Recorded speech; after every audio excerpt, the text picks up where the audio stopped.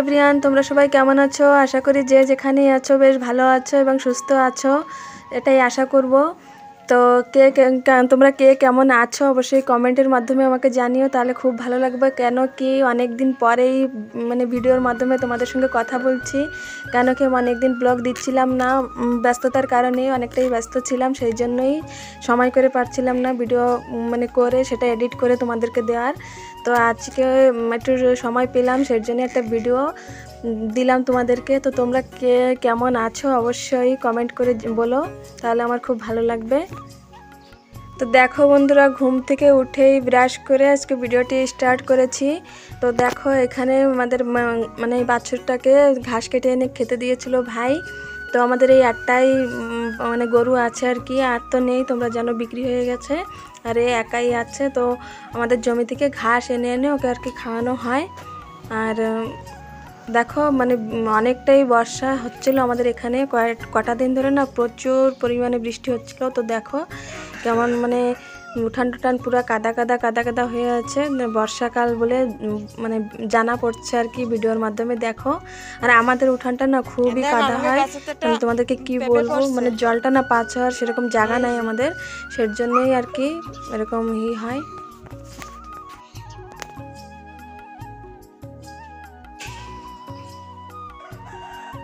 কাঁচা রয়েছে তা পড়লো কেন?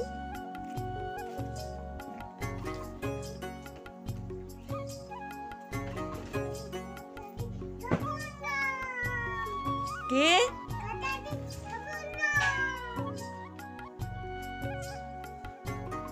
কি কইছ? আবার কও কি? বুঝতেছি না কি হচ্ছে। লেখছিস? ও লেখছো? কি বানাইছো? দেখি কি বানাইছো? থাক করে দাও, থাক থাক করে দাও।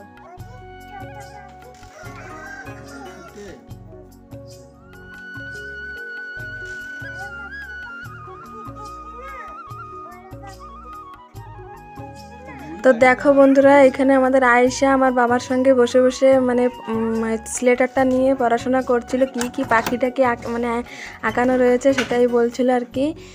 সত্যি ছোট বাচ্চা থাকলে কি করে যে সময় কেটে যায় ওর সঙ্গেই জানা যায় না আর কি। তো দেখো এই পেঁপেটা গাছ থেকেই পড়লো, তাই এই পেঁপেটা এনে ঘরে রাখলাম। আর এখানে একটা কাঁচা কুমড়া আছে, খিচুড়ি রানবে বলে আর কি আনা হয়েছিল। তো পেঁপেটা এখানে রেখে দিলাম, খাওয়া যাবে কিনা ঠিক জানি না, কেন কি পেঁপেটা না পাকা পাকা টাইপ হয়ে এসেছে প্রায়, সেই কারণেই।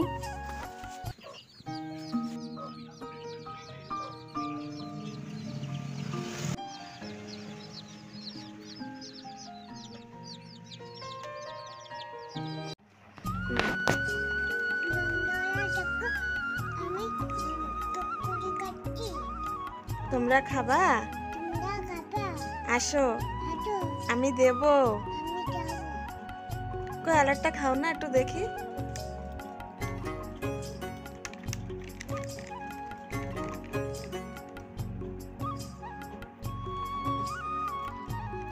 আমাকে একটু দেবা?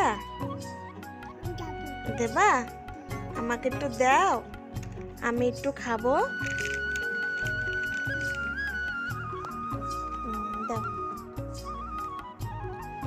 গুড গার্ল, শোনা মেয়ে, খাইছি খাই বেড়াইছি। তুমি কিছু কও, তুমি বন্ধুদেরকে কিছু কও, কও।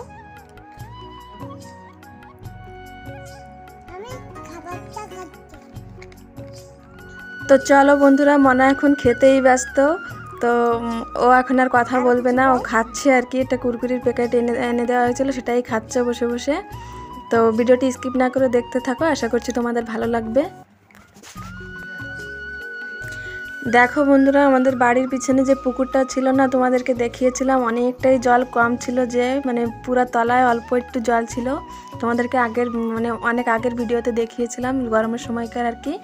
তো দেখো বৃষ্টি হয়ে পুকুর পুরা মানে সমান হয়ে জল না ওই সাইড দিয়ে মানে বেরিয়েও গেছে। সেদিনকে রাতে বৃষ্টিটা হয়েছিল, সেই মানে বড় বৃষ্টি আর কি, পুরা সারাটা রাত হয়েছিল, তখন জলটা ওই পাশ দিয়ে পাস হয়ে গেছিলো আর কি। তো দেখো কতটা পরিমাণে জল হয়েছে, অনেকটাই জল হয়েছে আর কি। এখন পুকুর থেকে মাছ ধরেও খাওয়া যাবে না, আমাদের পুকুরে মাছ আছে কিন্তু এখন এত জল থেকে মাছ ধরা যাবে না। তো অনেক আখ গাছ ছিল জানো তো, সব আখের ঝাড় পুরো জলের ভিতরে মানে ডুবে গেছে, আখ পুরো খারাপ হয়ে যাবে জানো তো। কেন কি এর আগের বছরও ছিল এরকম আখ গাছ, এরকম জলে নষ্ট হয়ে গেছিলো আর কি।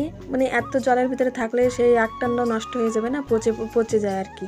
আর দেখো এখান থেকে জালটা নিয়ে, নেটের জালটা নিয়ে দিয়েছে আর কি, যেহেতু পুকুরের পুরো মুখ পর্যন্ত জল চলে এসেছে। তো আমাদের মানা এদিকে একটু আসে, তো সেই কারণেই বাবা ভয় পেয়েছে, ছোট বাচ্চা, তো সেই জন্যে আর কি জালটা টানানো হয়েছে।